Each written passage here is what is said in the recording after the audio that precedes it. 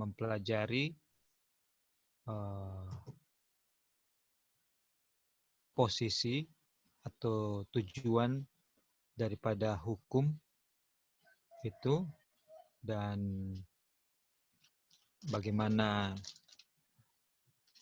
tujuan daripada hukum itu adalah untuk mengarahkan kita atau mengarahkan atau membawa kita kepada Kristus. Dan di luar daripada tujuan itu adalah pekerjaan setan. Kemudian hukum juga menuntut atau menginginkan berdasarkan Timotius dan Paulus, dia memberitahukan bahwa hukum itu menginginkan dari kita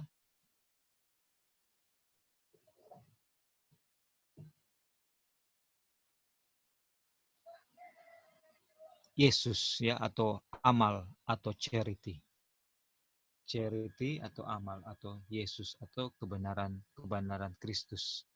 Dan itu kebenaran Kristus atau charity atau amal itu atau cinta yang dispesify lagi adalah cinta agape yang Joy sudah tekankan, itu adalah akan hanya bisa dihasilkan dari itu adalah cinta Tuhan, hanya bisa dihasilkan dari hati yang murni dan hati nurani yang baik dan iman yang benar. Itu yang akan menghasilkan cinta agape yang akan cinta agape ini akan menghasilkan perbuatan-perbuatan yang ketika dihakimi atau direview berdasarkan kebenaran Tuhan, maka hukum puas. Hukum akan berdiri dengan puas. Kenapa? Karena apa yang dia tuntut semuanya itu terpenuhi. Semuanya itu terpenuhi. Oke, kemudian di sini cinta yang sempurna yang terwujud dari hati yang murni, hati nurani yang baik, dan keyakinan yang murni. Oke, dan secara naturally, secara alami, kita semua tidak punya kasih agape, yang tidak bisa menghasilkan kasih agape, charity, righteousness of Christ. Secara alami kita orang semua tidak punya, tidak ada manusia yang punya. Dan hanya itu bisa ketika kita mengizinkan Yesus masuk nanti sebentar kita sudah sedang review kapan kita akan izinkan Yesus masuk, pada saat kita beholding Yesus kan. Itu sudah dibahas di pertemuan sebelumnya, di pembahasan sebelumnya. Jadi bilang, jadi hukum datang kepada Anda dan saya yang menuntut, saya ingin kasih amal, saya ingin cinta yang sempurna, saya ingin melihatnya dalam hidup Anda sepanjang waktu. Dan saya ingin melihatnya terwujud dari hati yang murni dan melalui hati nurani yang baik dan iman yang tulus.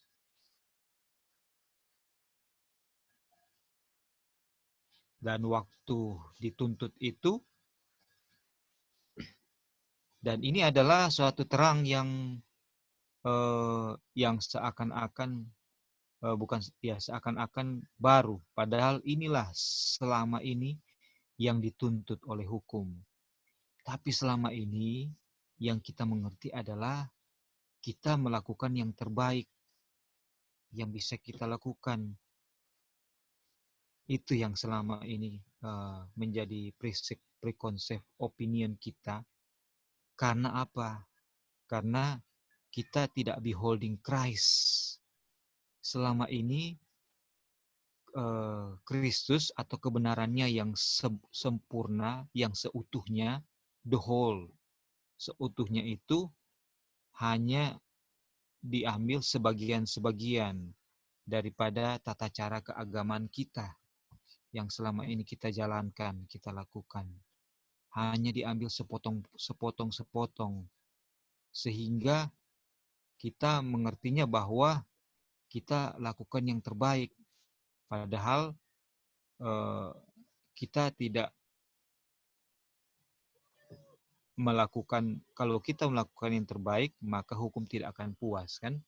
Makanya dia bilang,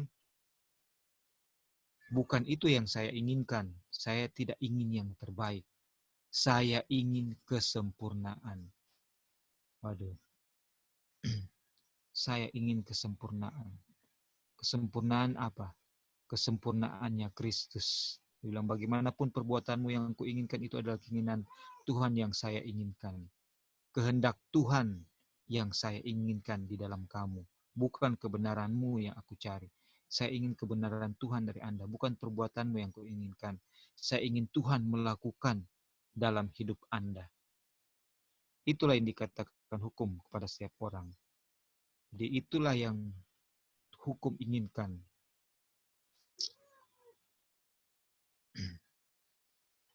Karena kalau ini yang dituntut hukum, maka semua orang tidak bisa berkata apa-apa lagi dari dirinya sendiri.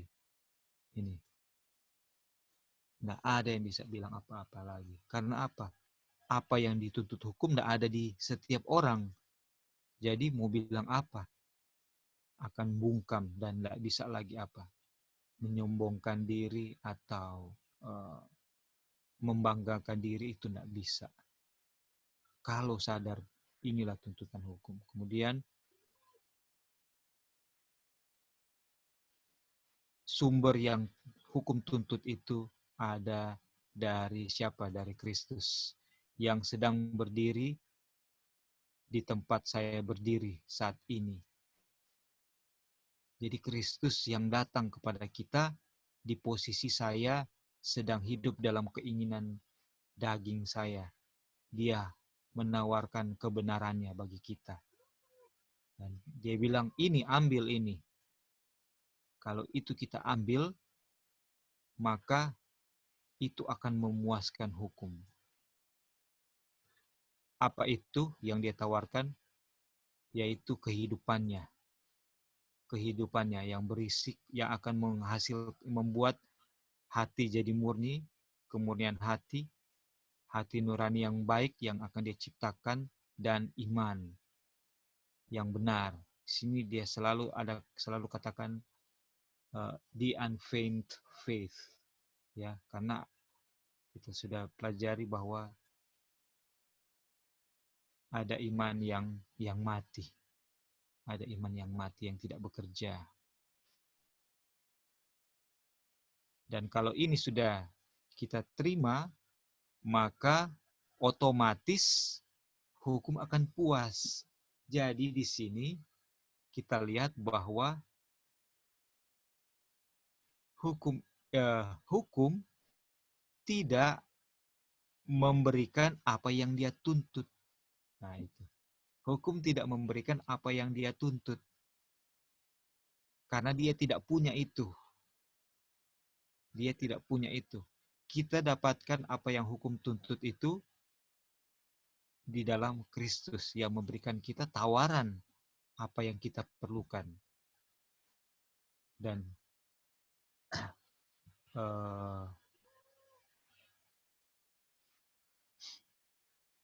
di sini katakan bahwa kalau kita dibenarkan oleh iman, kita memiliki damai sejahtera dengan Tuhan melalui Tuhan Yesus Kristus, dan kasih Tuhan dicurahkan dalam hati kita oleh Roh Kudus yang diberikan kepada kita. Jadi semuanya diawali oleh iman. Dan iman didahului oleh firman Tuhan. Firman Tuhan atau righteousness of Christ. Dan akan menghasilkan amal dan cinta yang tertinggi. Aduh. Jadi sebenarnya kalau kita mau simplify, kita mau sederhanakan, sebenarnya apa yang kita perlu lakukan untuk aplikasinya adalah sekarang Tuhan Yesus sedang berdiri di depan pintu hati kita, menawarkan kebenarannya. Kenapa dia tawarkan? Dia berdiri di pintu hati kita, menawarkan kebenarannya, karena kebenaran Kristus yang ada di dalam firman-Nya, di dalam kitab suci, itu ada di dalam jangkauan kita. Dalam jangkauan kita, baik, dan ada di dalam kesanggupan kita. Di mana ada waktu yang Tuhan izinkan kita punya, ada kesehatan, ada keamanan, tidak dalam sedang peperangan, tidak dalam sedang bencana, tidak dalam sedang kelaparan, semua itu terpenuhi. Dan sekarang, maukah kita mengambilnya? Artinya, maukah kita sekarang ambil waktu untuk membaca kebenarannya, beholding kebenarannya, dengan membaca kita beholding. Dan itu akan ditransfer, kita akan terima itu. Oke, itu dia punya review sejauh ini, dan saya baca dulu ya, kita baca cepat, karena kita usahakan kalau Tuhan berkehendak bisa selesai saat ini, karena saya lihat yang sisa ini poinnya sudah seperti tidak ada yang baru, tidak ada penekanan yang baru, hanya yang men-settle up yang sudah kita sedang pelajari. Oke, kita baca ya. Sekarang ketika ia puas dengan semua tuntutannya, yaitu hukum sudah puas, maka hukum akan berpegang pada itu dan mengatakan bahwa ia puas. Ia puas. Ketika hukum telah menuntut kepada kita bahwa kita dapat memuaskan dengan cara lain yang mungkin, kecuali dengan kehadiran Kristus dalam diri kita sendiri, maka hukum Tuhan selama kita tinggal di sana akan berdiri di sana dan berkata, itulah benar dan saya puas. Jadi ketika kita tetap konsisten dengan senantiasa mengundang kehadiran Kristus dalam diri kita sendiri, kalau itu konsisten terjadi di experience dalam kehidupan kita, maka hukum puas. Ingat di sini ada kata selama, as long as, artinya ini perlu konsistensi, dan dalam periode waktu, ada jangka waktu sampai saat ini, itu harus terus begitu dia punya kondisi. Jadi hukum tidak akan puas kalau hari ini terpenuhi, besok tidak, atau seminggu terpenuhi, satu hari tidak, itu hukum tidak akan puas. Oke, terus lalu jika ada yang mulai mempertanyakan dan berkata, tidak begitu, maka kita punya saksi-saksi untuk membuktikannya. Bukan? Saksi-saksi, yaitu 10 hukum. Nah, kita sudah belajar juga sebelumnya bahwa 10 hukum ini atau hukum ini itu adalah saksi. Saksi. Dan itulah saksi, bukan perasaan kita yang menjadi saksi. Ya kan, itu yang ditekankan sebelumnya. Terus dibilang, sekarang Anda lihat ini bahwa perlu karena beberapa alasan kita harus memiliki saksi. Satu, dalam hubungan kita sendiri dan dalam pengalaman pribadi kita sendiri adalah ini. Ketika Tuhan berbicara dan kita mempercayainya, jadi ketika ada firman Tuhan dan kita mempercayainya, maka kita tahu masing-masing untuk diri sendiri bahwa kebenaran Tuhan adalah milik kita sendiri. Gitu ya.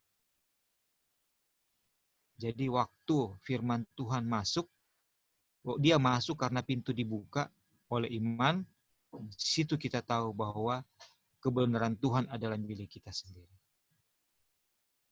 Bahwa kita berhak atasnya, bahwa itu milik kita, dan bahwa kita dapat beristirahat dengan damai di atasnya. Tetapi ada orang lain yang perlu mengetahui hal ini juga. Nah, bagi kita tahu untuk diri kita sendiri. Tapi ada orang lain juga yang perlu tahu. Bisakah mereka mengetahuinya dengan perkataan saya? Jadi, bisakah mereka tahu dengan saya hanya katakan saja? Dibilang apa? Tidak. Dapatkah mereka mengetahui dari perkataan saya bahwa saya setuju dengan ini dan bahwa saya berkata begitu dan oleh karena itu demikian? Apakah itu meyakinkan mereka? Apakah itu cukup bukti bagi mereka? Tidak, kita sudah pelajari ya, juga sudah ini. Itu membuktikan apa? Membuktikan saksi. Ini dia. Untuk memenuhi tuntutan daripada orang lain juga itu ada saksi. Dan saksi itu kita sama-sama tahu, ya kan? Si A tahu, si B tahu, tokohnya tahu, dan orang lain juga tahu. Itu hukum, itu kita semua tahu. Dan hukum itu yang akan jadi naik saksi terhadap saya. Apakah saya memiliki kebenaran Kristus atau tidak? Saya tidak bisa mengatakan saya punya kebenaran Kristus. Tetapi, dan orang akan percaya itu. Tidak demikian. Tapi orang akan lihat, oh, dia menurut hukum. Maka orang itu, maka hukum menjadi saksi bahwa dia itu memiliki kebenaran Kristus. Itu yang menjadi saksi. Bukan dari perkataan seseorang. Makanya di firman Tuhan apa? Dari buah-buahnya lah kamu akan mengenal mereka, kan? Dari buah-buahnya kita bisa kenal. Apakah ada eh, ada kasih, ada Kristus di dalam kita atau dalam orang itu atau tidak? Mereka tidak perlu datang dan menanyakan kita. Jika mereka bertanya kepada kita, tentu saja kita dapat memberitahu. Tidak ada salah memberitahu apa yang Tuhan telah perintahkan untuk kita katakan. Jika itu tidak cukup, mereka dapat pergi bertanya kepada para saksi itu. Oke, sudah jelas ini ya.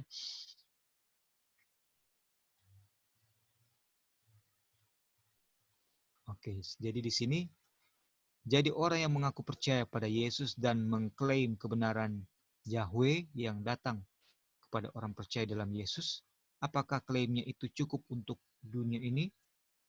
Mengaku ya, mengaku percaya. Apakah itu cukup?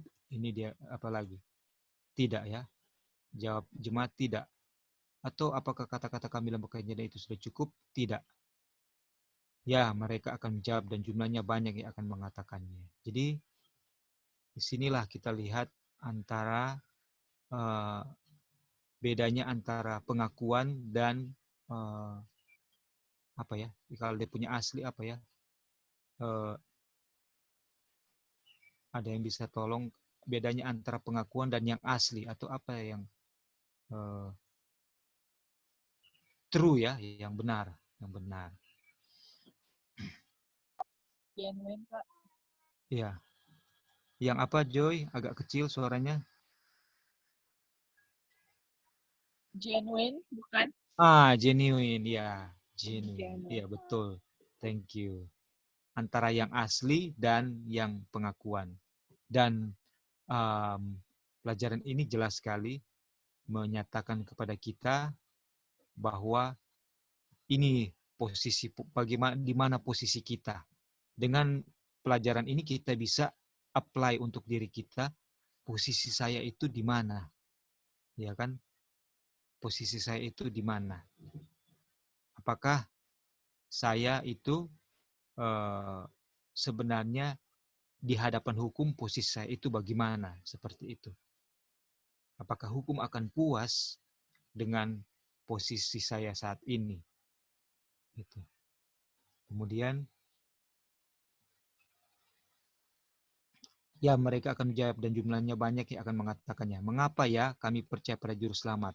Saya juga memiliki hak untuk mengklaim kebenaran yang dia miliki, kesucian yang sempurna dan pengudusan yang sempurna, dan bahwa saya tidak berdosa selama 10 tahun dan saya di atas semua godaan. Bahkan dan saya mengetahuinya. Nah, bagaimana kamu tahu itu? Mengapa saya merasakannya dalam hati saya? Saya merasakannya dalam hati saya dan telah selama beberapa tahun. Nah, itu tidak. Nah, itu tidak ada bukti sama sekali. Karena hati adalah penipu di atas segalanya dan sangat jahat. Penipuan di atas berapa banyak hal, semua hal, kata jemaat. Segala sesuatu, jemaat ya. Bahkan di atas setan, jemaat ya. Apakah hati sebenarnya licik di atas segalanya?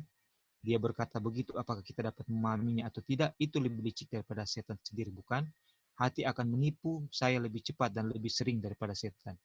Kalau begitu, ketika orang itu merasa di dalam hatinya, apakah itu bukti bagus? Ketika saya mengatakan bahwa saya baik, lalu apa yang dilakukannya? Jemaat itu menipu.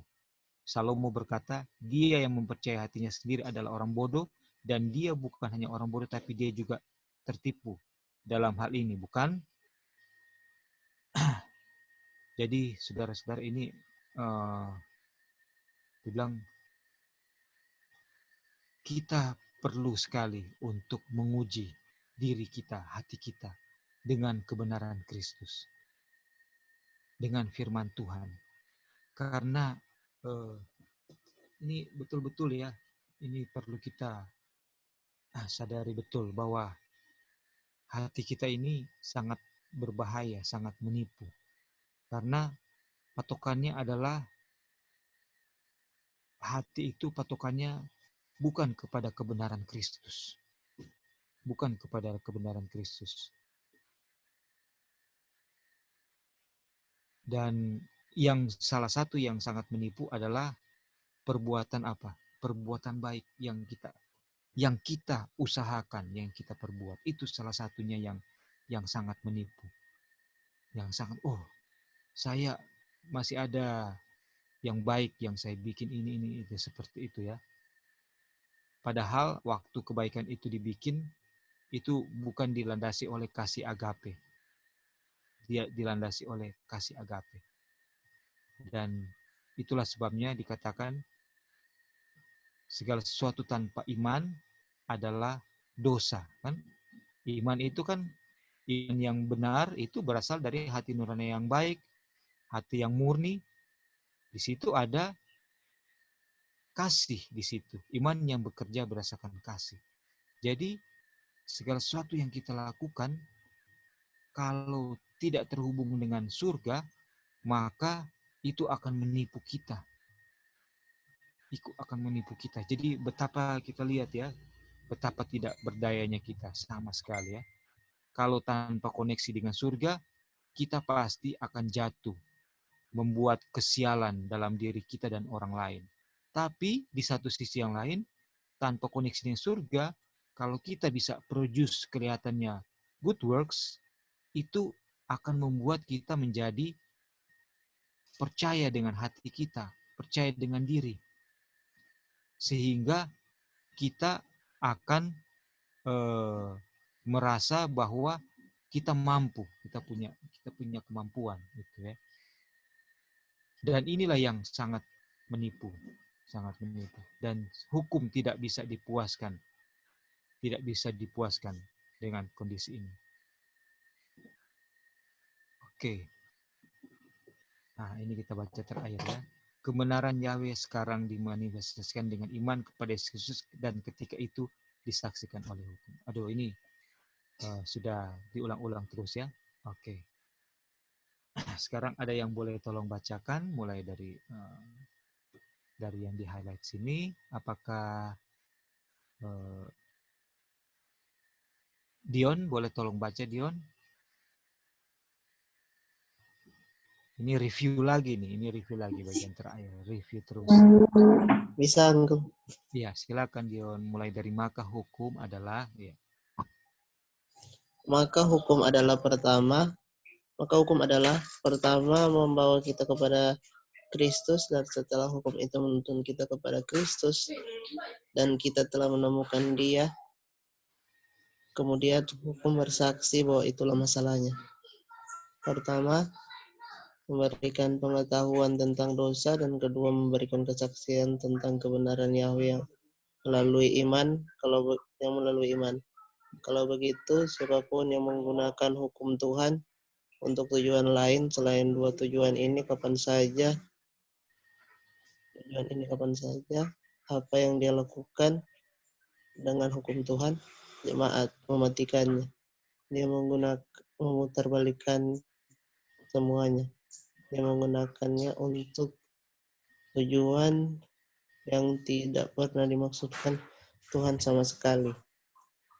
Jadi, meskipun seorang pria atau malaikat menggunakan hukum Tuhan dengan cara lain atau untuk apapun tujuan lain selain dua hal itu, manusia dapat menggunakannya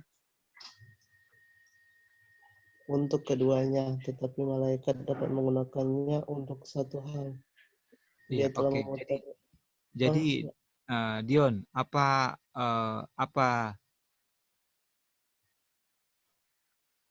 yang dilakukan hukum? Memberi pengetahuan tentang dosa, Kemudian hasil daripada seseorang tahu dia berdosa, dia akan apa? mencari Tuhan.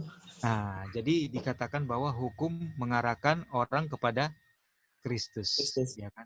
Dan banyak yang menggunakan hukum untuk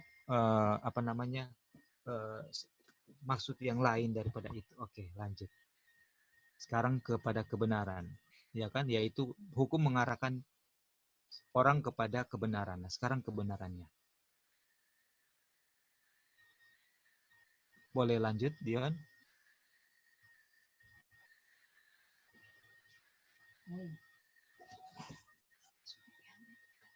Dari mana kah?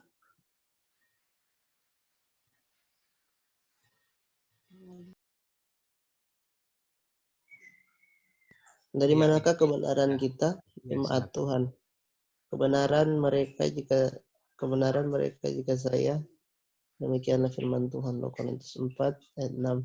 Karena Tuhan yang memerintahkan terang untuk bersinar dari kegelapan telah bersinar di dalam hati kami untuk memberikan terang pengetahuan tentang kemuliaan Tuhan di hadapan Yesus Kristus. Di mana kita menemukan pengetahuan tentang kemuliaan jemaat di wajah Yesus Kristus. Di wajah Yesus Kristus. Sekarang 2 Korintus 3 ayat 18, tetapi kita semua dengan wajah terbuka memandang kemuliaan Tuhan seperti dalam gelas diubah menjadi gambar yang sama dari kemuliaan kepada kemuliaan, bahkan seperti oleh Roh Tuhan. Lalu apa yang kita lihat dalam wajah Yesus Kristus, jemaat kemuliaan Tuhan? Apakah kemuliaan Tuhan? Kami telah membaca di sini, kami telah diberitahu di sini oleh Roh Tuhan bahwa pekabaran kebenaran Yahweh, yaitu dengan iman kepada Yesus Kristus, itulah awal dari kemuliaan, yaitu menerangi seluruh bumi. Lalu apakah kemuliaan Tuhan itu? Kebenarannya, karakternya. Di mana kita menemukannya? Di dalam Yesus Kristus. Ada kemuliaan Tuhan yang terungkap di wajah Yesus Kristus. Dia bilang begitu. Disitulah kami mencarinya. Oke, thank you. Jadi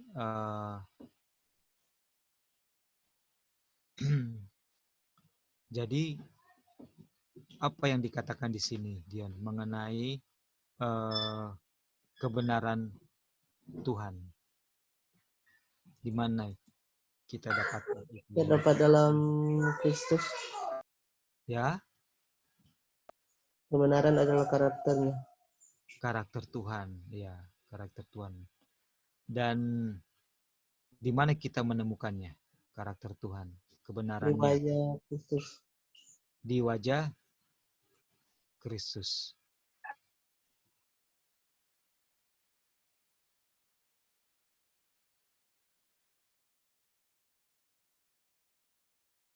Aplikasinya apa yang diajarkan di sini bagi kita? Setelah kita tahu bahwa tuntutan hukum itu menuntut charity, apa yang sekarang solusi yang dikasih kepada kita? Charity itu kita dapatkan dari kemana kita dapatkan charity yang hukum tuntut bagi kita?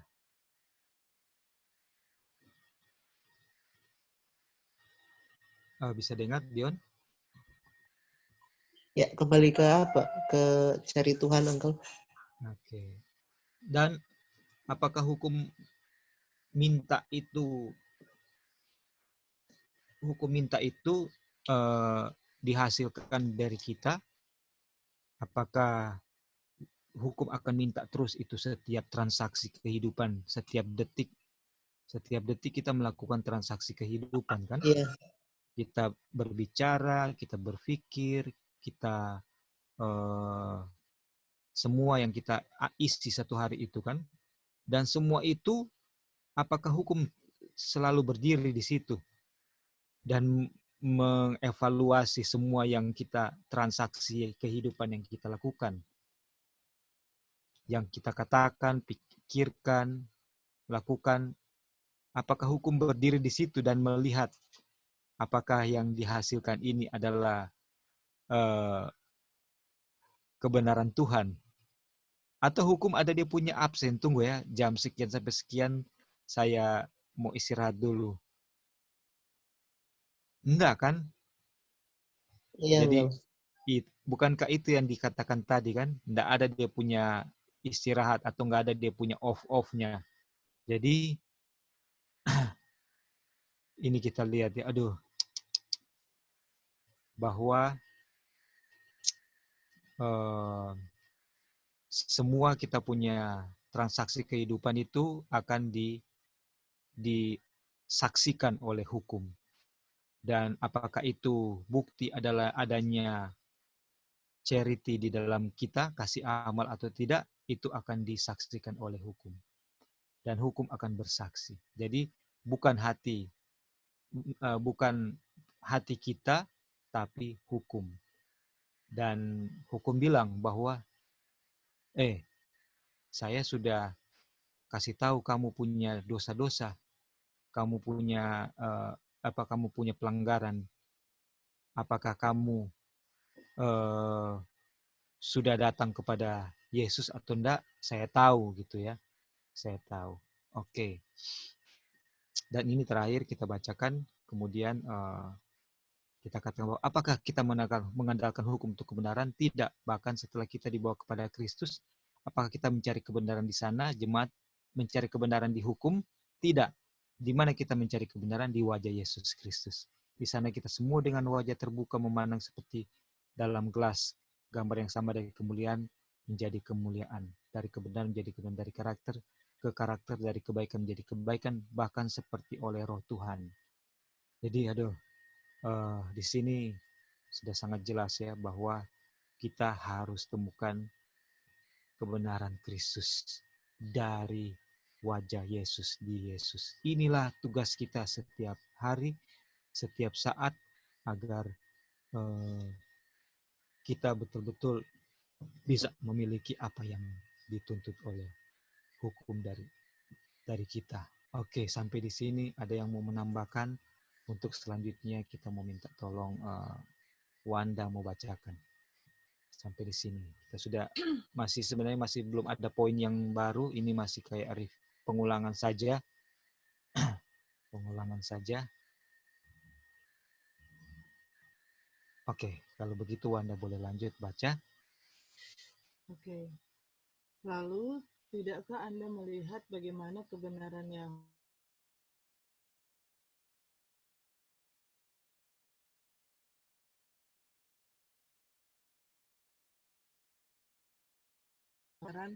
oleh iman kepada Yesus Kristus, berkat Abraham terlebih lagi, maka Roh Kudus tidak dapat dijauhkan dari kita. Anda tidak dapat memisahkan keduanya. Mereka saling memiliki. Kemudian kita memiliki itu dan mengetahui bahwa kita memilikinya dengan iman kepada firman-Nya. Maka dia berkata bahwa kita memiliki hak untuk meminta Roh Kudus dan menerimanya juga. Lihat Galatia 4 ayat 5. Dia datang untuk menebus mereka yang berada di bawah hukum, agar kita bisa menerima adopsi menjadi anak laki-laki, dan karena kamu adalah anak-anak,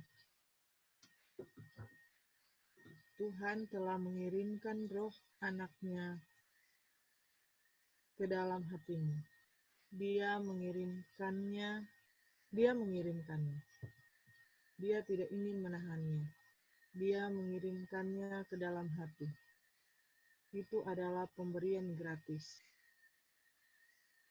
Lanjut.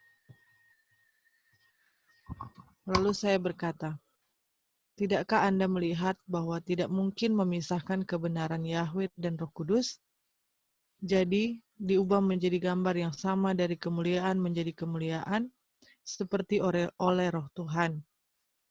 Dan ketika gambar Tuhan dalam Yesus Kristus ditemukan di dalam kita, lalu bagaimana? Disitulah cap meterai Tuhan. Anda telah mendengarnya di pelajaran lain.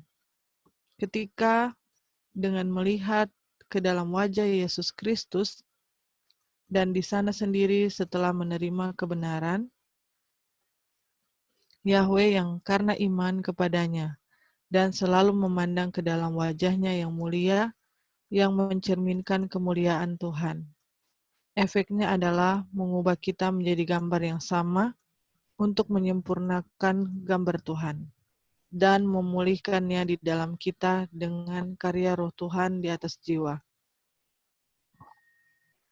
Dan ketika itu dilakukan, maka Roh Tuhan yang sama ada di sana untuk membubuhkan meterai dari Tuhan yang hidup, kesan kekal dari gambarnya sendiri. Oke. Apa yang didapatkan di sini antara kenapa ada penekanan hukum Tuhan, kebenaran Tuhan dan Roh Tuhan, dan hasilnya meterai.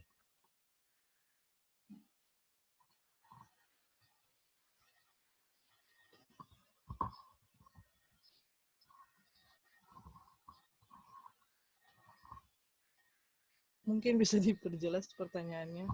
Jadi kenapa di sini ada penekanan jangan tidak terpisah hukum Tuhan dan Roh Tuhan. Oh iya, jadi kalau kita lihat ya, kenapa tidak terpisah, karena kita tahu bahwa hukum Tuhan itu adalah karakter Tuhan sendiri kan, karakter Bapa sendiri.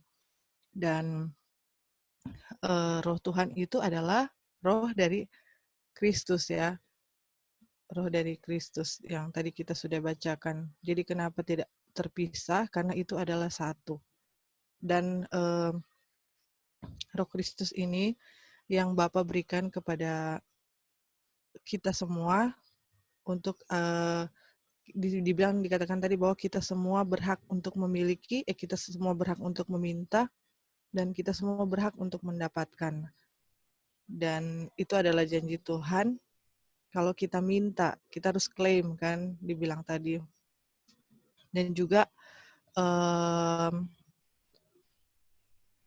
roh itu akan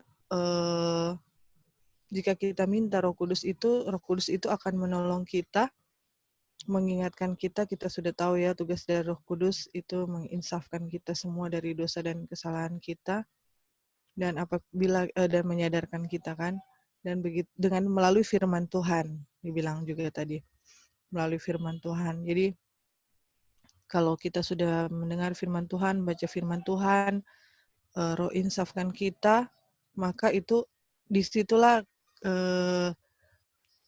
akan ditemukan karakter Kristus. Karena kan kalau kita sudah menurut, kita sudah mengikuti 100% apa yang firman Tuhan katakan, maka Bapa akan temukan Kristus dalam diri kita, dan disitulah kita akan menerima meterai Tuhan. Ya, terima kasih. Oke. Jadi kita mengerti konteks kita sudah menurut ya, yang dikatakan tadi konteksnya kalau bahwa kenapa kita menurut, karena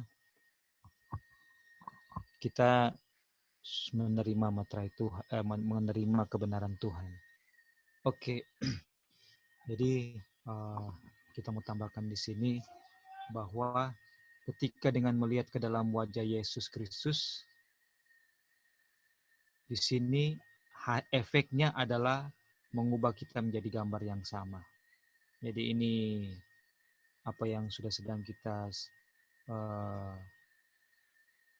ulang-ulangi, di sini dikonfirm lagi penulis atau pembicara memiliki pemahaman yang sama, karena ini adalah pemahaman kitab suci atau firman Tuhan. By beholding, kita akan memiliki gambar yang sama untuk menyempurnakan tabiat Tuhan. Dan ketika itu sudah terjadi, maka apalagi yang mau ditunggu? Materai apa? Materai Tuhan yang hidup apa? Akan dibubuhkan. Karena materai itu menyatakan suatu tanda atau properti ya, atau kepemilikan bisa gitu. Kita kasih tanda gitu, kita kasih materai bahwa ini milik saya gitu. Dan kenapa itu materai bisa dikasih? Karena ini kamu yang saya kasih materai ini itu adalah sama seperti saya sendiri gitu. Sudah sama seperti saya, jadi dimeteraikan supaya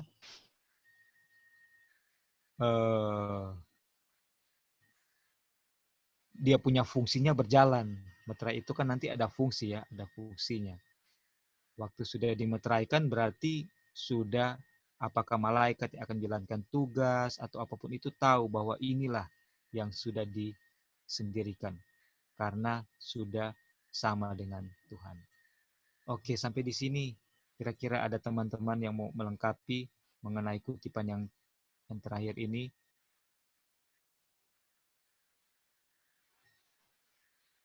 Kita masih ada 7 halaman ya yang akan diselesaikan.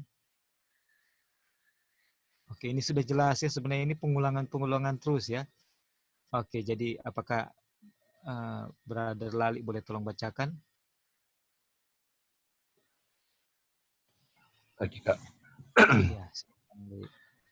Jadi setelah kita datang kepada Kristus, setelah kita menemukan Dia, maka kita tidak melihat ke dalam hukum untuk kebenaran.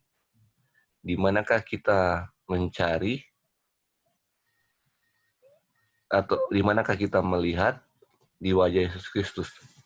Ke wajah Yesus Kristus, dan sementara kita melihat di sana, apa yang dikatakan hukum itu benar. Hukum itu bersaksi. Itu adalah tempat untuk melihat. Itulah yang saya ingin Anda miliki. Itu memuaskan. Kami sangat setuju. Di mana surga para malaikat, di mana di surga para malaikat melihat, apakah mereka tidak menyelidiki hukum untuk melihat apakah mereka benar atau tidak? Suara selalu memenangi wajah Bapa kami. Malaikat mereka selalu melihat wajah Bapa yang di surga. Lalu di manakah kebenaran para malaikat berasal? Dari Tuhan. Dari Tuhan melalui Yesus Kristus, bukan? Dan apa yang dilakukan hukum di takhta Tuhan? Fondasi tahtanya, apa yang dilakukan salinan asli dan hukumnya di sana? Ketika malaikat melihat ke wajah Dia yang duduk di atas tahta, apa hukumnya yang tidak pernah disentuh oleh manusia dan tidak pernah bisa? Apa fungsinya di sana? Itu menyaksikan kebenaran Tuhan yang mereka peroleh tanpa hukum. Itu selalu merupakan gagasan yang benar tentang penggunaan hukum Tuhan. Ketika orang-orang telah berdosa dan melakukan sesuatu yang bertentangan dengan perintah-perintah Tuhan, mengenai hal-hal yang tidak boleh dilakukan dan bersalah, maka mereka harus membawa pengorbanan mereka diampuni. Imamat 4. Dan kemudian seperti sekarang perintah-perintah itu menyaksikan kebenaran yang mereka peroleh melalui iman kepada Yesus. Dan karena itu, Ka'bah disebut The Tabernacle of Witness. Saksi. Ka'bah saksi ya. Kisah 7 ayat 44 dan bilangan 17. Kemah kesaksian sama saja, karena kesaksian adalah alat bukti yang diberikan oleh seorang saksi. Sehingga Ka'bah adalah Ka'bah saksi atau kesaksian. Ka'bah adalah tabut kesaksian atau saksi. Karena di dalamnya terdapat loh-loh kesaksian. Table of Testimony. Karena itu adalah bukti dari saksi yang ditetapkan Tuhan untuk menjadi saksi kebenaran Tuhan yang datang tanpa hukum. Hanya oleh iman kepada Yesus Kristus. Kemudian besar selamanya di seluruh alam semesta bahwa jika kebenaran datang oleh hukum, maka Kristus mati sia-sia. Oke. Nah, sampai di sini dulu, Li. Li, waktu seseorang berdosa di perjanjian lama, dia akan melakukan, kan dia tahu dia berdosa berdasarkan apa? Hukum. Hukum. Nah, sekarang apa yang dia lakukan waktu dia berdosa? Bawa korban ke Ka'bah. Dia bawakan korban di Ka'bah. Dan yang menyaksikan itu siapa di Ka'bah yang dijelaskan di sini, di tabernakel? Hukum, ya. Hukum di Ka'bah. Hukum kan, iya.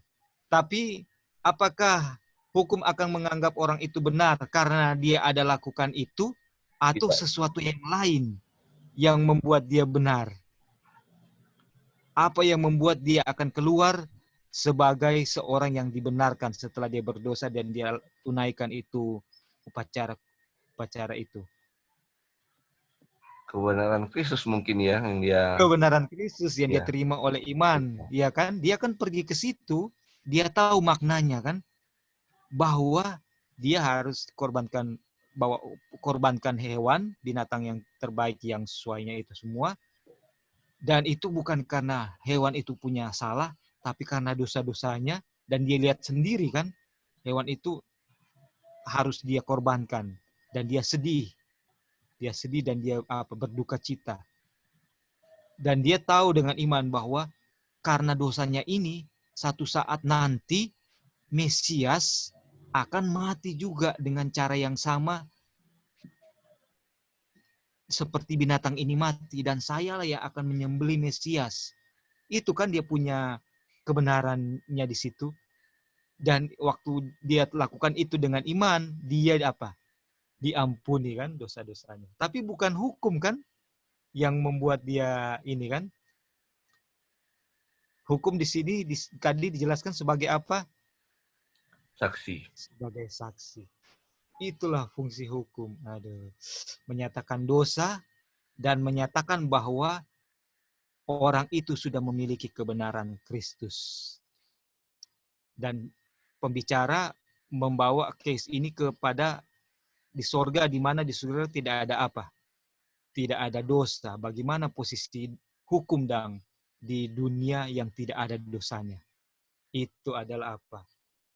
Fondasi dari pemerintahan Tuhan kan? Sebagai saksi juga di sana. Tapi dia ya saksi. Oke, boleh lanjut, Li. Ini masih jika kebenaran datang oleh hukum, dari situ, Li. Jika kebenaran datang oleh hukum, maka Kristus mati sia-sia. Galatia 2:21. Selamanya dan di mana-mana memang benar bahwa kebenaran mereka ada pada saya. Demikianlah firman Tuhan. Dan hukum menyaksikan kebenaran yang diperoleh semua dari Tuhan tanpa hukum, tetapi oleh Yesus Kristus. Maka bukankah benar seperti yang saya katakan beberapa waktu yang lalu, bahwa apakah manusia atau malaikat, jika dia menggunakan hukum Tuhan untuk selain satu atau kedua tujuan ini, dia memutarbalikkan hukum Tuhan sepenuhnya dari apa yang Tuhan pernah maksudkan. Baiklah, kebenaran Tuhan yang oleh iman kepada Yesus Kristus itu memuaskan semuanya, bukan? Semuanya sekarang dan berapa lama? Selamanya, kata jemaat. Sekarang dan selamanya itu memuaskan segalanya.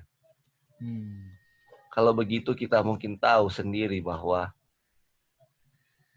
itu milik kita dengan bukti-bukti yang Tuhan berikan kepada kita tadi malam, dan mereka selalu yakin, dan semua orang di dunia ini mungkin tahu bahwa kita berhak atasnya oleh saksi-saksi yang telah Tuhan berikan.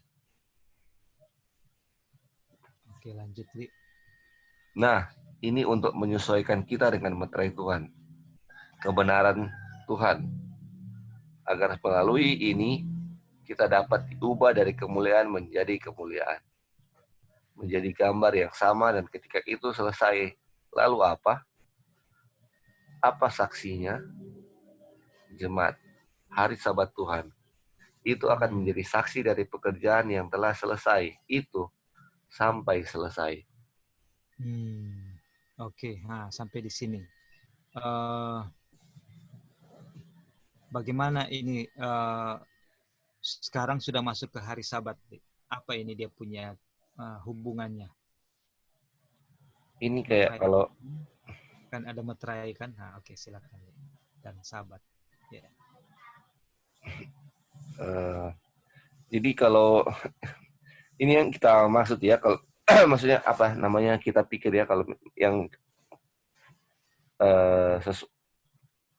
apa yang dibilang di sini. Jadi kalau kita dimeteraikan, kalau sudah melihat sudah ada kebenaran Kristus kan, kita akan Iya. dimeteraikan kan. Ya, Terus sekarang masuk ke Sabat. iya, saksinya apa kalau kita sudah dimeteraikan? Ini kembali dia bilang Sabat, dan kita tahu Sabat ini termasuk dihukum kan. Ya. Tetapi kita tahu hari Sabat adalah pusat dari hukum itu. Makanya kenapa dia bilang hari Sabat? Jadi kalau makanya apa namanya dituliskan yang terakhir ditanyakan tentang Sabat atau Minggu kan, itu yang kita kenapa Sabat, kenapa enggak hukum lain? Ternyata ini dia punya pusat. Kalau apa ya, ini dia punya pusat untuk kita bisa dimeteraikan. Inilah dia punya saksi. Iya, Mungkin kita akan lihat ya apa nanti dia punya ini. Iya.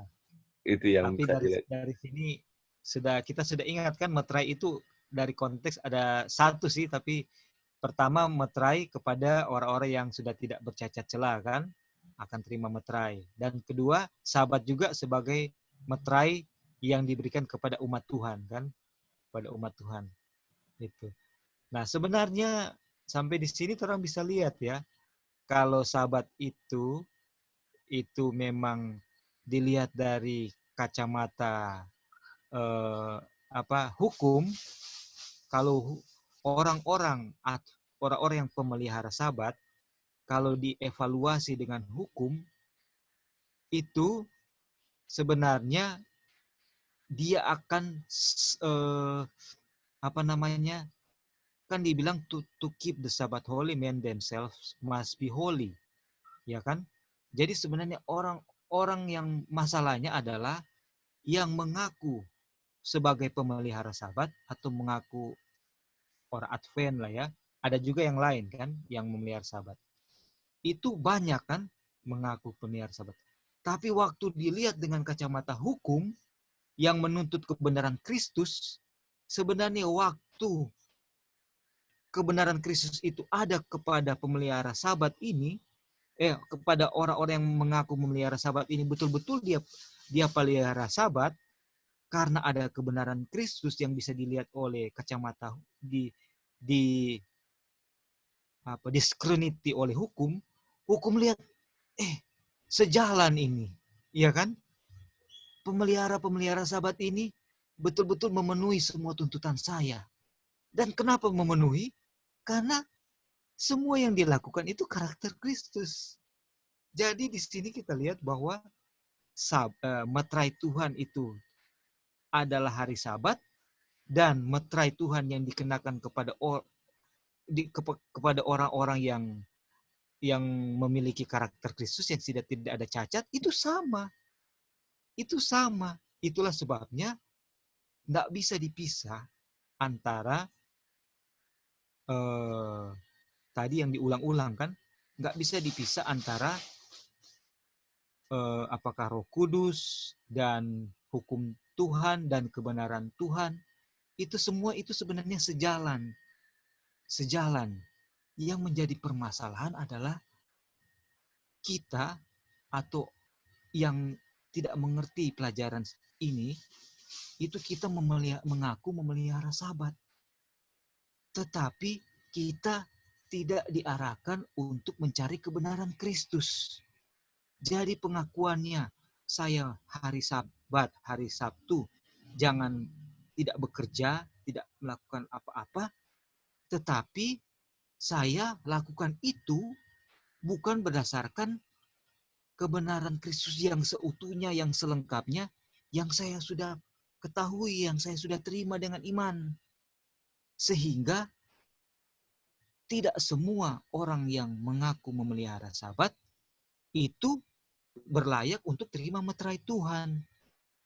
Karena Roh Kudus itu tidak menuntun mereka atau menuntun saya kepada seluruh kebenaran, kepada charity yang harus saya hasilkan, dan standarnya charity-nya Kristus. Nah, ini bisa kita lihat kan, inilah yang dimaksud oleh apa di sini, bahwa sebenarnya meterai Tuhan yang dikenakan kepada orang-orang yang tidak bercacat celah itu juga meterai yang sama yang dikenakan kepada umat Tuhan, yang dapat dilihat dari sahabat. Umat Tuhan itu dilihat karena, kenapa sahabat itu juga disebut sebagai meterai? Karena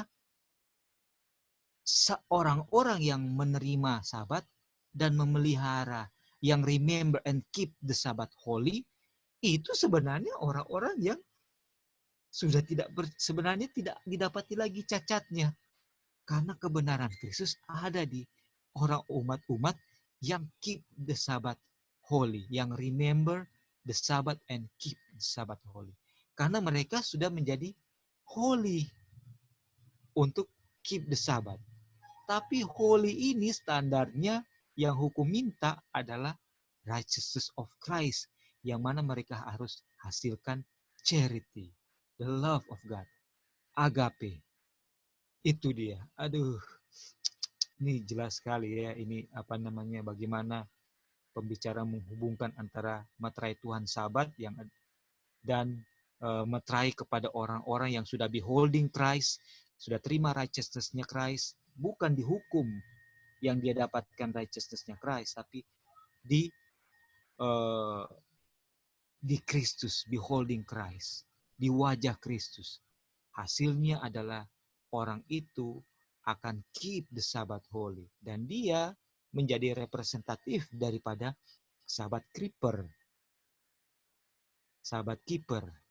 dan dia layak terima meterai. Aduh, karena sahabat itulah juga meterai umat Tuhan yang Tuhan berikan. Aduh, sebagai tanda. Permasalahannya adalah kita itu keep the Sabbath dengan kekuatan sendiri tanpa adanya kasih agape di kita. Aduh. Inilah yang menjadi teguran buat kita semua ya, buat kita semua. Bukan buat orang lain, tapi buat masing-masing kita di sini. Oke, sampai di sini mungkin Lali mau tambahkan atau ada di sini kita lihat. Ada Joy, Dion, Iya. Kak Gladys, Dino, semuanya ya, silakan. Tadi lah Bisa dengar, Kak? Joy. Ya, bisa Joy, silakan Joy. Ya, jadi dulu kan orang-orang atau mungkin kita sendiri masih belum terlalu ngerti. Satu, Ellen White bilang the third angel's message itu righteousness by faith. Terus bilang the third angel's message itu adalah sabat. Dan di Wahyu 14 juga ya. Iya. Nah, dulu kan maksudnya kayak gini, gimana sih? Masa satu righteousness by faith, satu sabat, yang benar yang mana? Iya. Kabar malaikat ketiga yang benar yang mana? Apakah sabat atau righteousness by faith? Nah, di bab 17 inilah yang menjelaskan itu. Ternyata untuk sabat itu, untuk terima the seal of God itu, orang harus benar-benar mengerti ini righteousness by faith yang dideskripsikan di chapter 17 dengan sangat detail itu, yang mana aduh bagus sekali ya Kak, kita juga baru lebih mulai mengerti ya apa peran hukum, apa peran itu memandang Tuhan Yesus dengan sabat. Kita baru mulai mengerti ternyata semua kuncinya itu adalah memandang Tuhan Yesus. Kalau enggak terima righteousness, enggak ada charity. Kalau enggak, hukum enggak puas kalau enggak ada righteousness. Kalau enggak, kita enggak bisa keep the Sabbath day holy yang sebenarnya.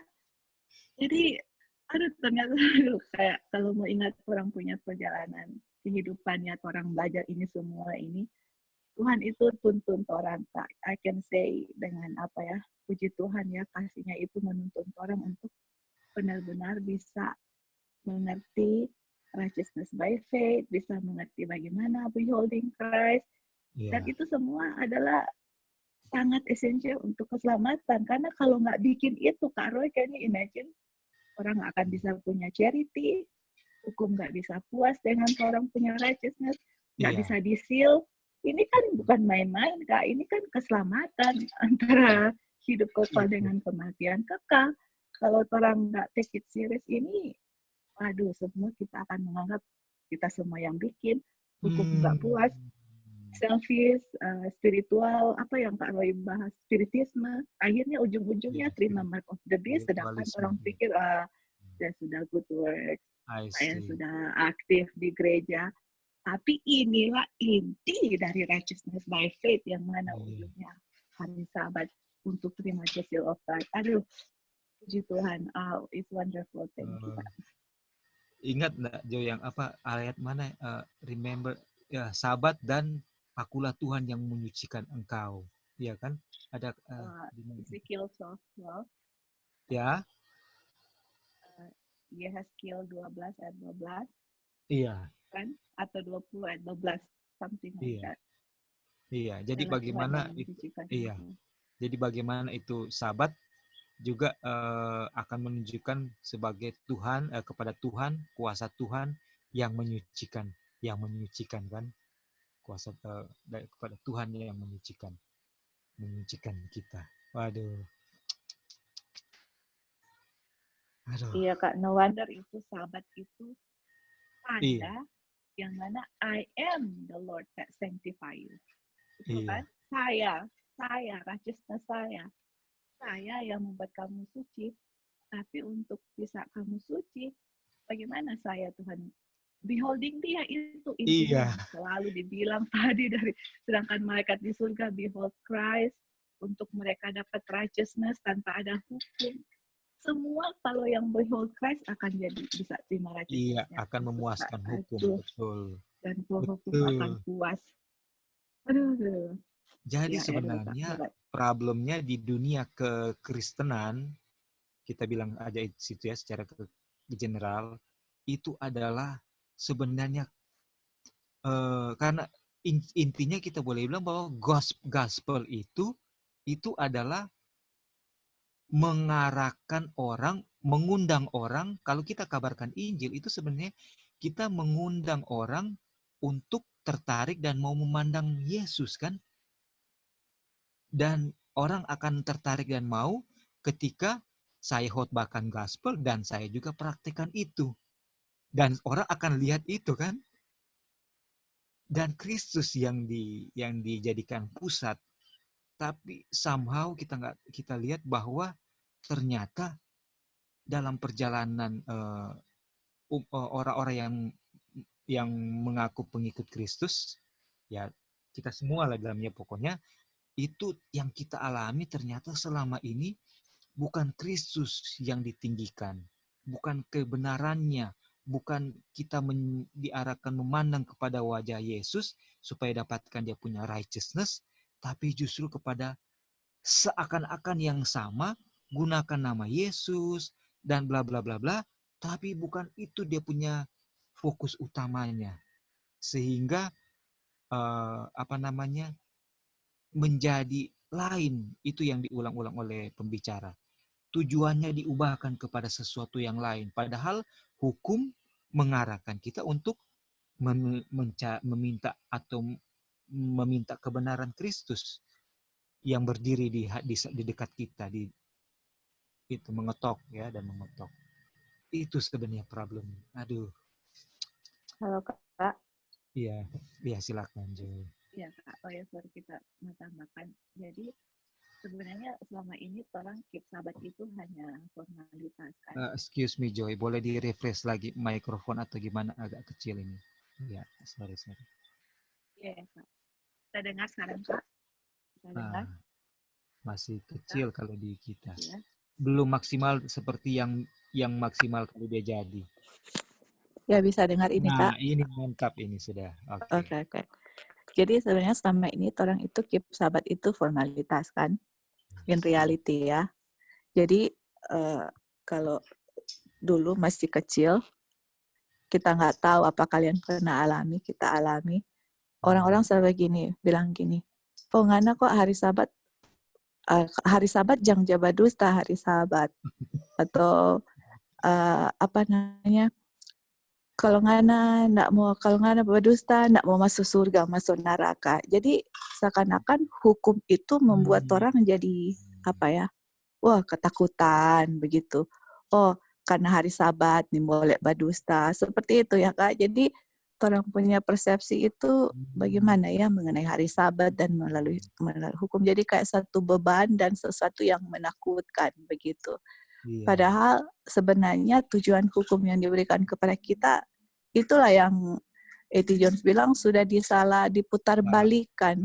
Padahal tujuan hukum itu adalah untuk mencari Tuhan Yesus itu kan, yang mana hanya dengan menerima kebenarannya lah hukum itu akan puas. Ada charity, hukum itu akan puas. Jadi dan bukan hanya itu, hanya pergi ke gereja hari ke-7, aktif ini, aktif itu, gini gitu. Tapi tidak mengerti sebenarnya Sabat itu juga adalah witness yang mana selama ini orang sudah memandang Kristus dan bisa memelihara dan memelihara hukum Tuhan, dan hari Sabat itulah saksi yang mana the man will keep the Sabbath day holy. Apa itu ya, untuk keep the Sabbath day holy, man itself must be holy, dan Sabat itulah saksi bahwa oh selama 1 minggu ini orang sudah behold Christ dan hukum itu satisfied and you are holy, and then baru hari Sabat itu bisa di-keep. Oh man. Joy, anyway, sekali. Yang mengaku memelihara Sabat siapa? Kenapa Kak? Yang mengaku memelihara Sabat dan tapi menolak Yesus. Oh, bangsa Yahudi, no? Dan orang sebenarnya sama enggak sebenarnya? Orang mengulangi orang sejarah. Karena orang enggak beholding Christ. Itu ya kan? dia. Itu dia. Kalau kita beholding Christ ada ada kasih agape dan semua yang kita tahu kan. Jadi kita sedang berusaha keep the Sabbath tapi tidak beholding Christ. Hukum itu dipergunakan untuk sesuatu yang lain, tidak mengarahkan kita untuk mencari kebenaran Kristus. Aduh, ini pelajaran ini betul-betul, makanya kata yang penulis juga kan sudah bilang kan bahwa pekabaran yang paling dibutuhkan penulis A.T. Jones ya, atau Renubuat ya, yang dibutuhkan oleh Laodikia itu adalah tinggikan Kristus, salah satu kita Ellen White ya, iya Kristus. Aduh. Jadi kita akan masih ada 10 menit, kita mau selesaikan ini paragraf ini, kita baca ya. Seperti yang Profesor Prescott berikan kepada kita dalam khotbahnya, kehadiran Kristuslah yang membuat kudus dan menguduskan tempatnya ini ya, kehadiran Kristus. Kalau di kita apa? Kehadiran righteousness-nya kan? Kehadiran righteousness-nya.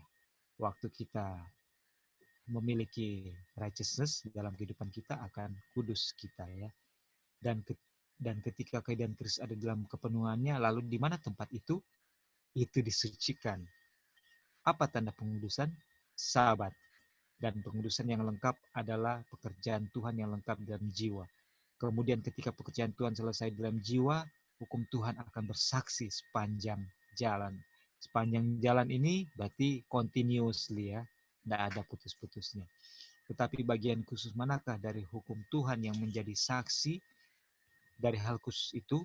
Pengudusan lengkap umatnya, jemaat hari Sabat, berarti hukum keempat ya, hukum keempat itu berdiri di sana sebagai saksi dan sebagai saksi utama, dan keduanya berkumpul bersaksi dan meterai dibukukan. Hukum keempat dan semua ya, karena orang yang menuruti hukum, remember the Sabat dan keep it holy itu dia tidak akan membunuh dan lain-lain ya.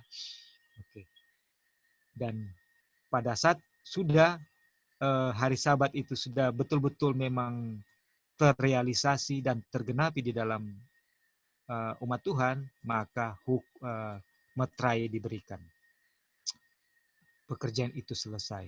Saudara-saudara, bagaimana kita bisa lepas dari meterai Tuhan? Lalu, bukankah kita sekarang pada saat pemeteraian? Aduh. Jadi sekarang ini, bayangkannya ini E.T. Jones, dia menyinggung mengenai pemeteraian. Kan? Jadi sekarang kan kita sedang dalam periode di mana pesta kawin anak domba kan, pesta kawin di wedding garment itu kan tuan rumah, tuan pesta kan sedang melihat-lihat siapa yang memiliki jubah pesta. Nah inilah sekarang sedang proses itu berlangsung.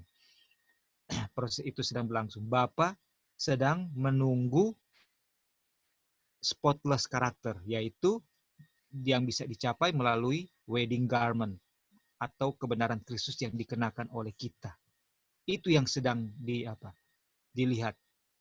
Artinya orang-orang yang yang menerima benefit dari pekerjaan ini, pekerjaan Kristus di bilik maha suci, atau pekerjaan pemeteraian adalah orang-orang yang mau beholding Kristus. Sehingga dia menerima righteousness of Christ, dia akan menerima wedding garment yang akan melayakkan dia untuk pesta perjamuan kawin anak domba.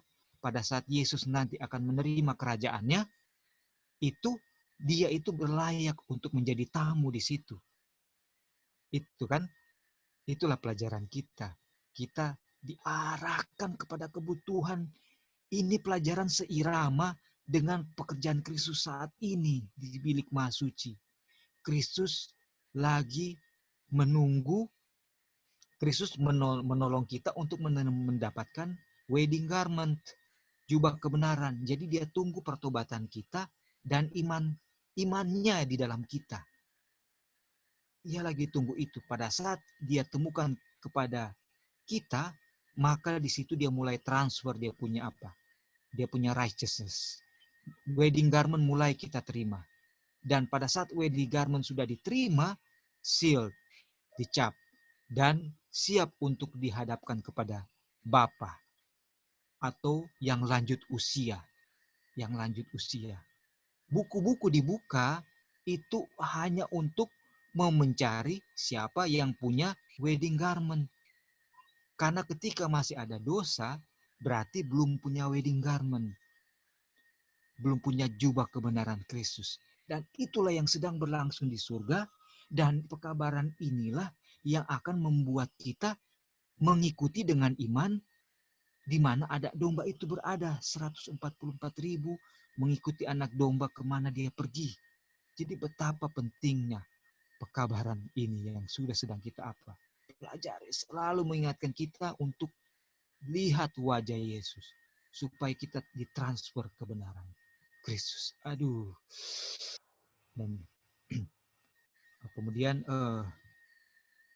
Dan kemudian saat meterai diterima, ketika itu ditempel di sana, lalu kita dapat bertahan melewati masa malapetaka ini. Kita akan melewati the time of trouble. Atau a little time of trouble juga. Waktu Sunday law akan dijalankan. Melalui semua godaan dan percobaan setan ketika dia bekerja dengan semua kekuatan dan tanda dan keajaiban dusta, karena janji itu adalah seperti yang engkau tepati. Kesabaranku, aku juga akan menjauhkanmu dari saat pencobaan yang akan datang ke seluruh dunia untuk mengadili mereka yang diam di bumi. Kita agak cepat ya, sudah. Oke, tapi tanpa melewati. Dan bila itu sudah lewat, lalu masuk ke kota surgawi. Terima kasih Tuhan. Ada ujian yang harus kita lalui.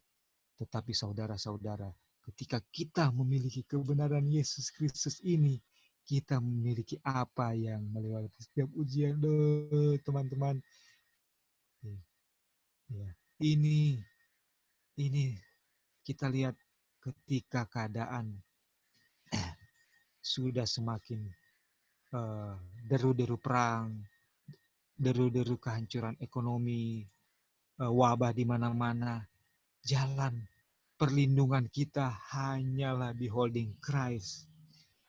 Dan kita mulai terima transferan righteousness of Christ. Itulah satu-satunya jalan kelepasan bagi kita.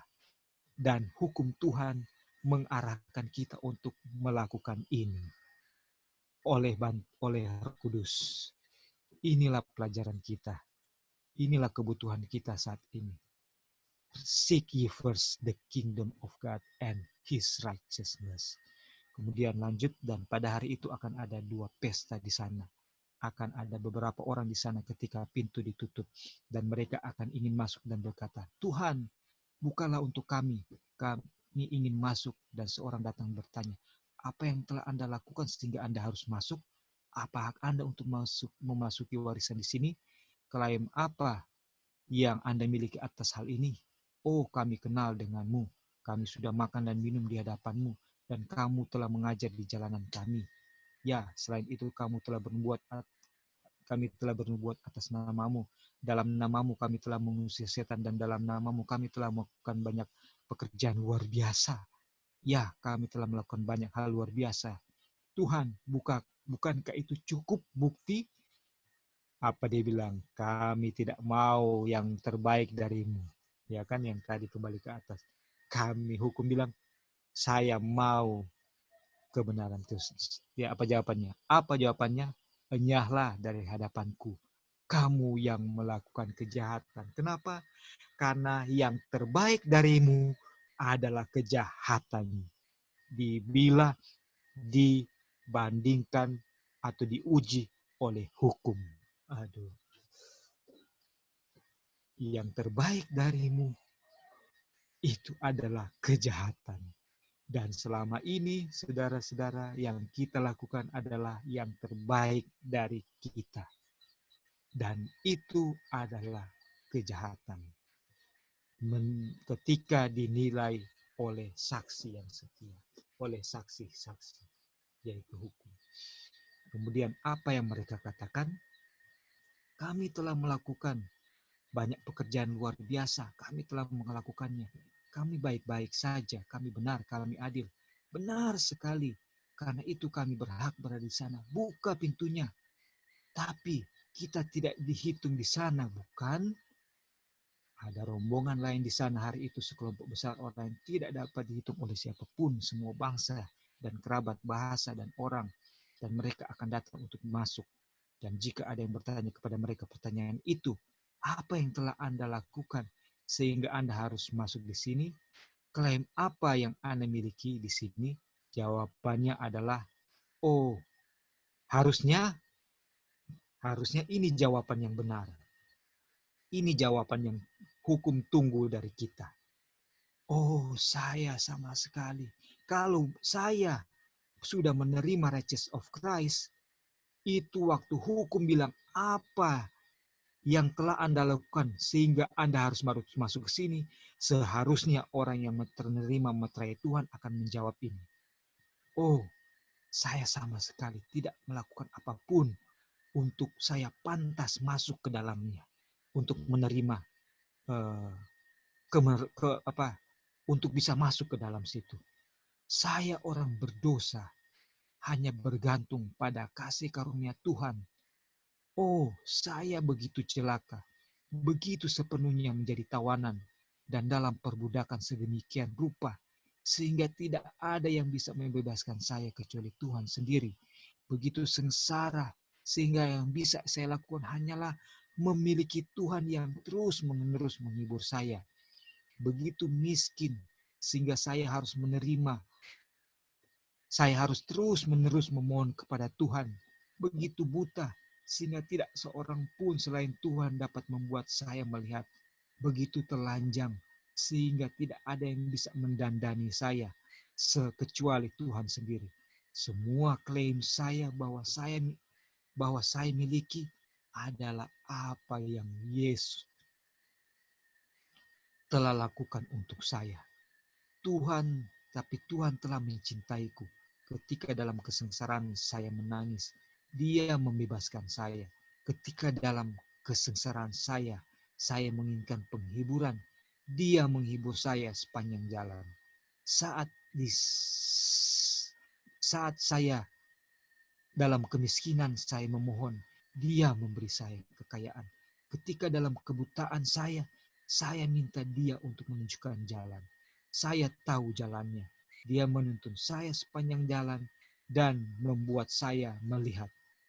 Ketika saya sangat telanjang sehingga tidak ada yang bisa memberi saya pakaian, mengapa Dia memberi saya pakaian yang saya miliki ini?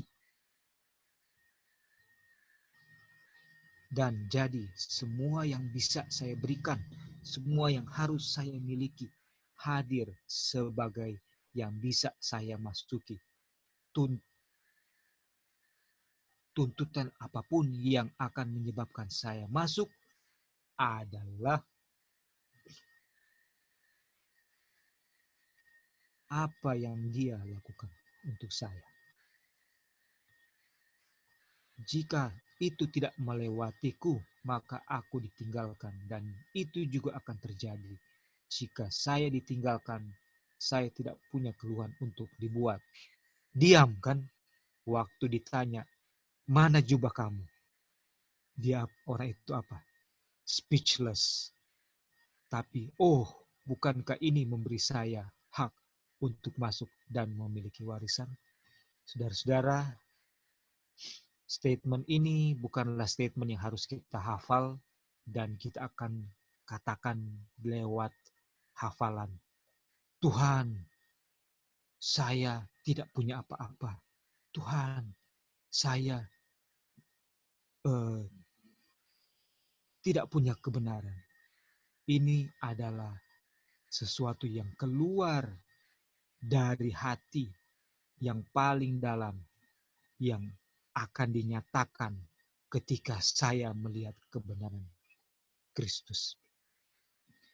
Saya melihat iman Kristus kepada Bapa yang menuntunnya untuk mau menjelma jadi manusia dan hidup menanggung kesulitan sendirian dan mau untuk membiarkan dirinya disalibkan. Padahal Dia tidak ada salah apa-apa, dan Dia juga berkuasa untuk tidak berada di salib itu, tapi Dia tidak gunakan kuasanya untuk abandon Dia punya perjanjiannya dengan Bapa. Kenapa? Karena Dia itu adalah Tuhan yang tidak berubah dan tidak bisa menyangkal dirinya bahwa Dialah kasih agape itu. Dan kalau kita lihat itu, maka kita akan dituntun kepada pertobatan dan kita akan dituntun kepada penyucian, kepada advancement in faith, dan kita akan selalu berkata, bukan saya, bukan saya. Dan inilah yang dituntut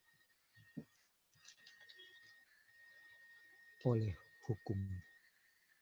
Dan ini yang Tuhan mau kita experience. Ketika Dia sedang bekerja di bilik maha suci, Tuhan menantikan kita untuk mengalami ini. Bagaimana caranya? Beholding Christ. Dan dua halaman, 1,5 halaman terakhir ini mungkin saya minta Antisus, apakah boleh tolong bacakan 1,5 paragraf halaman terakhir ini untuk kita selesaikan. Mulai dari tetapi Dia berkata. Iya, sebentar Roy karena pakai HP saya. Oh iya. Lagi pegang adik Roy, mungkin ada yang lain. Oke. Iya boleh Kak. Kita ganti yang lain ya. Oke.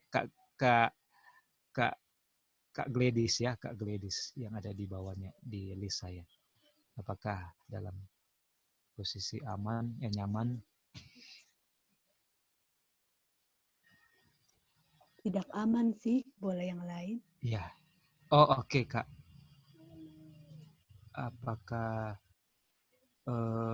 anti early ya, iPhone anti early?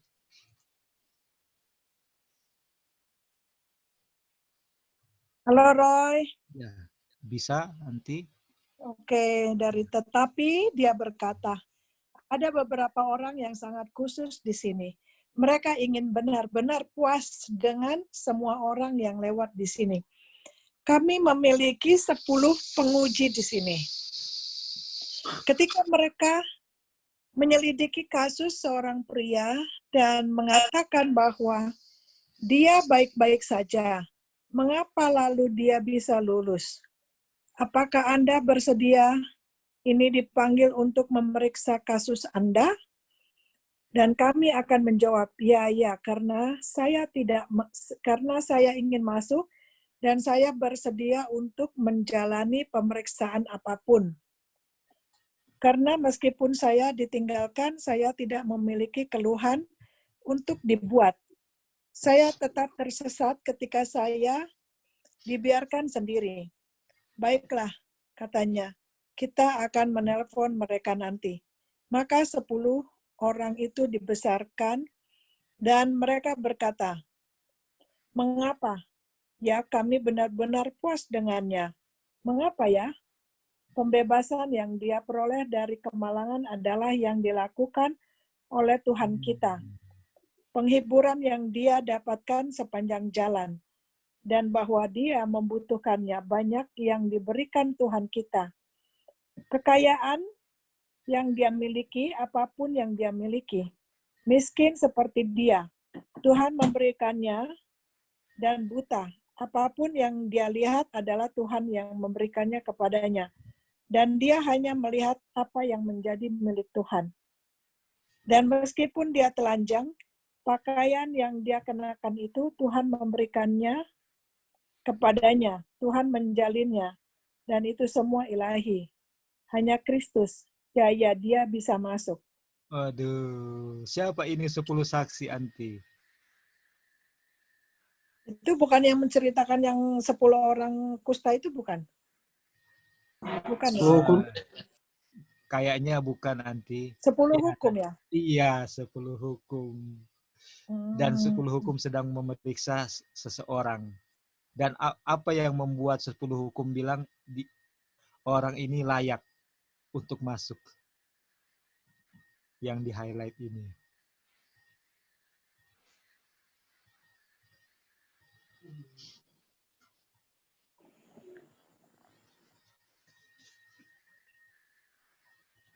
Halo Anti, apa yang nggak ngerti saya. Oh iya, oke. Iya, iya mungkin karena karena membaca ya, oke. Nggak apa-apa Anti. Mungkin ada Semuanya teman-teman dilakukan yang oleh lain. Tuhan. Itu dia waktu 10 hukum melihat bahwa semua yang ada di orang ini adalah berasal daripada Tuhan, tidak ada satupun dari orang ini. Maka 10 hukum bilang, dia bisa masuk. Kenapa? Karena 10 hukum lihat, dia itu telanjang. Ini. Meskipun dia telanjang, jadi 10 hukum tetap bisa melihat dia itu telanjang. Tapi atribut yang dia gunakan, dia kenakan itu, semua berasal daripada Tuhan. Dan hasilnya, dia 10 hukum bilang, dia bisa masuk. Jadi saudara-saudara, pelajarannya bagi kita, dan terakhir di sini kita baca,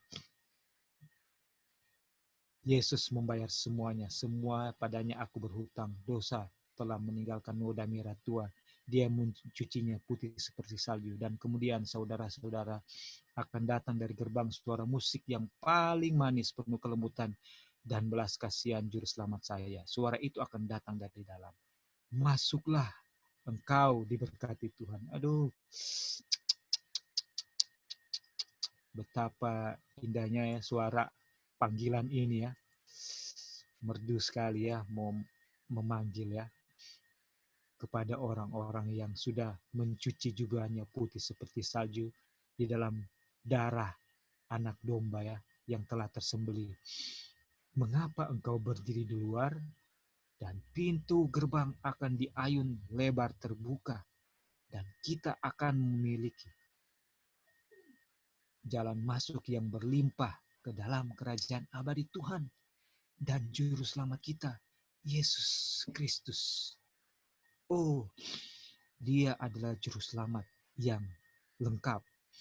Dia adalah Juru Selamatku. Jiwaku mengagungkan Tuhan. Jiwaku akan bersukacita di dalam Tuhan. Saudara-saudara, malam ini, oh, saya berkata bersama Daud, datang dan muliakan Tuhan bersama saya. Dan marilah kita memuliakan namanya bersama Dia. Dia telah membuat kepuasan penuh. Tidak ada yang menentang kami, saudara-saudara. Jalannya jelas, jalannya terbuka. Kebenaran Kristus memuaskan.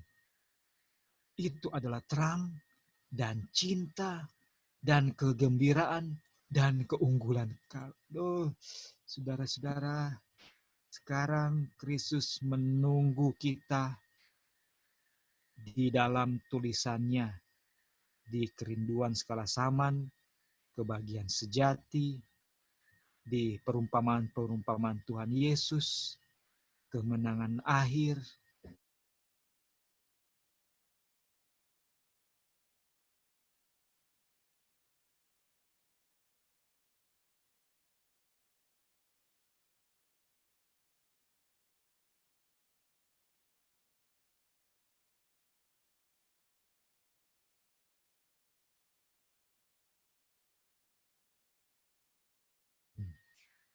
Pembenaran diri yang sudah sedang kita pakai, apron atau pakaian yang dibuat dari daun-daunan yang sudah sedang kita gunakan, itu akan terlihat ketelanjangan kita. Dan kalau kita ambil itu, maka kita akan dipuaskan. Sejak saat ini, damai sejahtera Tuhan yang Tuhan tinggalkan buat kita, damai sejahtera yang bukan berasal dari dunia, tapi damai sejahtera karena keterpisahan kita dengan Bapa sudah tidak lagi. Dosa yang memisahkan kita dengan Bapa, Bapa yang adalah sumber kehidupan, itu akan tersambung lagi dengan kita. Karena dosa, kita terpisah dari Bapa, dan terpisah dari Bapa artinya terputus dari sumber kehidupan. Artinya tidak ada damai sejahtera. Seberapa besar pun kekayaan kita, semua aset-aset kita, sarana-sarana hiburan kita, tidak akan membuat kita damai sejahtera. Kenapa?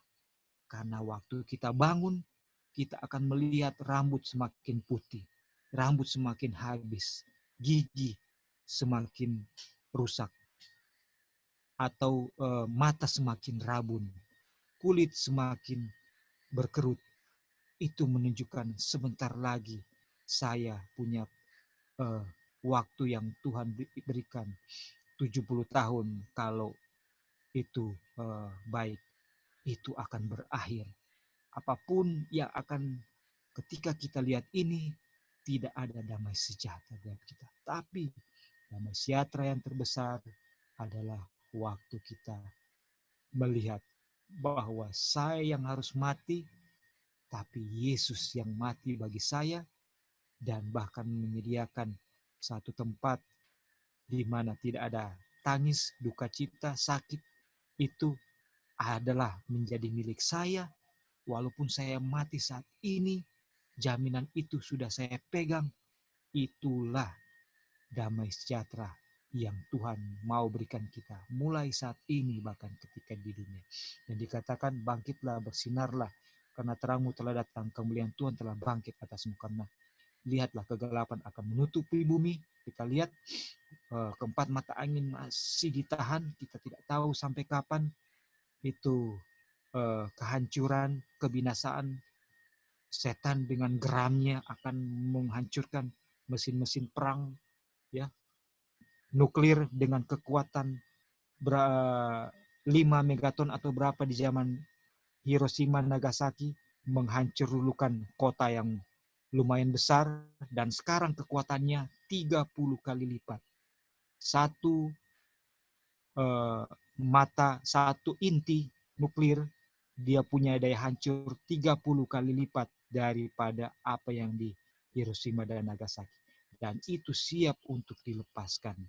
Mesin-mesin penghancur, pembuat bencana, semua siap dilepaskan. Kenapa belum dilepaskan? Karena umat Tuhan masih harus memandang Kristus untuk menerima kebenaran. Dan dikatakan, karena lihatlah kegelapan, saudara-saudara, dia bisa melakukannya. Dia ingin, mari kita biarkan dia. Dan marilah kita muji dia saat dia melakukannya. Sekarang, halaman terakhir. Tidak bisakah kita memuji Tuhan?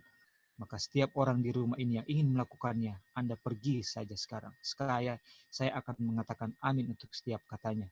Karena jiwa saya mengagungkan dia juga, saudara-saudara. Jiwaku memuji dia juga, saudara-saudara. Karena dia adalah juru selamatku. Dia telah menyelesaikan pekerjaannya. Ya kan?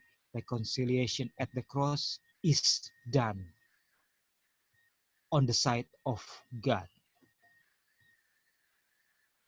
Sudah selesai di pihak Tuhan. Sekarang ada di pihak kita untuk memutuskan. Dia telah melakukan pekerjaan kemurahannya. Dia telah menyelamatkan saya. Dia menyelamatkan semuanya. Mari kita berterima kasih kepadanya. Kemudian Profesor Prescott yang hadir memberikan respon. Saat-saat menyegarkan ada di sini, saudara-saudara. Roh Tuhan ada di sini. Buka hati, buka hati. Buka hati dalam pujian dan ucapan syukur.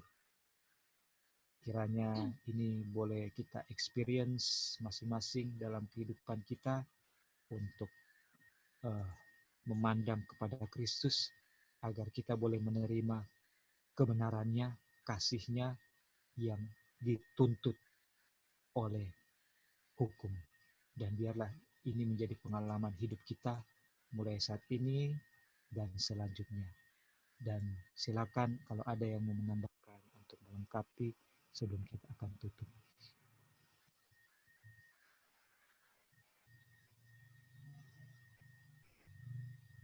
Oke, kalau sudah tidak ada, kiranya Tuhan dimuliakan, ditinggikan dalam kehidupan kita, karena kita mau untuk mengizinkan Yesus masuk melalui kebenarannya yang sangat kita butuhkan. Tuhan memberkati kita semua.